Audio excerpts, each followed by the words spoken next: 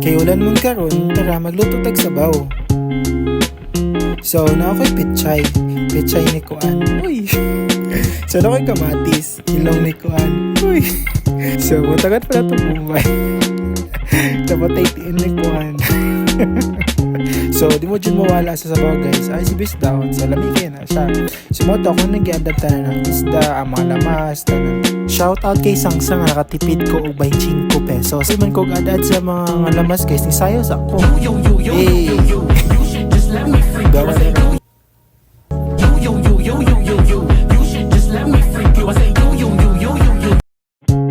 Moto, gidalian na ako slice.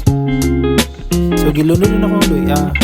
Bumbay, asin, bitsin, o gilunod na akong isda.